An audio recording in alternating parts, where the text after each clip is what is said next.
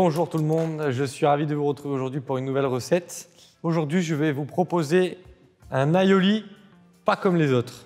On va faire un aioli donc avec du cabillaud, du chou-fleur, du fenouil, une cébette, des courgettes, des carottes. On va monter l'aioli avec de l'ail haché et de l'huile d'olive et on va remplacer les œufs durs par une huître tarborièche juste pochée. Dans un premier temps, on va prendre notre cabillaud, on va le portionner et on va le passer dans une eau glacée légèrement salée. De cette façon-là, on va garder une belle forme du cabillaud et il ne va pas s'effilocher. Donc je viens déposer 2 poignées de gros sel et je vais pouvoir placer mon cabillaud dans l'eau glacée salée. Pendant que mon cabillaud est en train de se rafraîchir, on va porter à ébullition une chauffante et on va démarrer la cuisson de nos pommes de terre râtes. Pendant que nos pommes de terre sont en train de cuire, on va commencer à préparer nos crudités.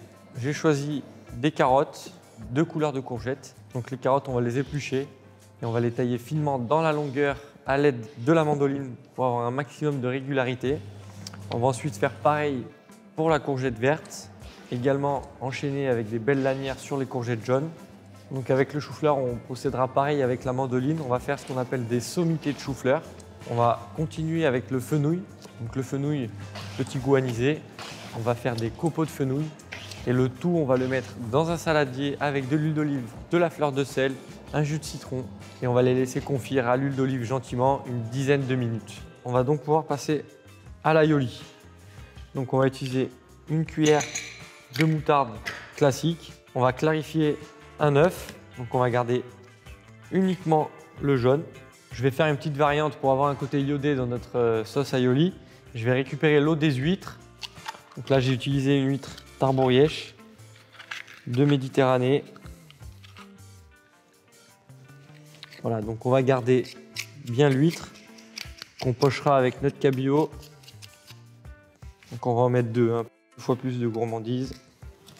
Donc là, je mélange ma mayonnaise, mon jaune d'œuf, mon eau d'huître, que maintenant on va pouvoir commencer à la monter gentiment à l'huile d'olive en versant petit à petit notre huile d'olive.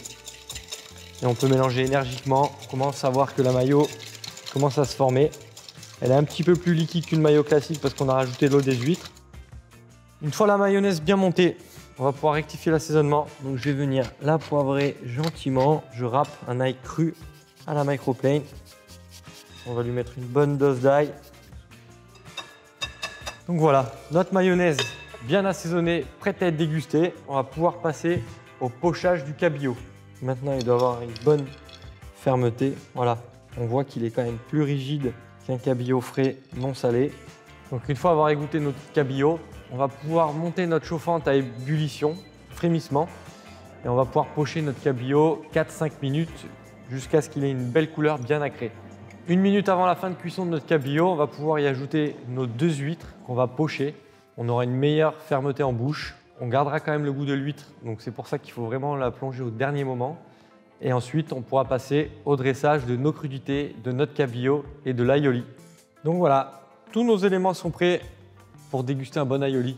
Donc on va utiliser nos légumes croquants pour faire du volume. On va essayer de recréer un petit jardin avec nos courgettes, nos carottes, notre chou-fleur. Je mets un petit peu de cabillaud. Les petites pommes de terre, je vais les couper en 2.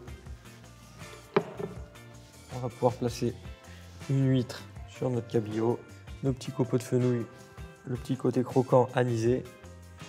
Donc pour l'aioli, je vais la finir à la poche. Comme ça, on va en avoir un petit peu de partout dans l'assiette. Ça va être assez gourmand. Sur les pommes de terre, sur les légumes.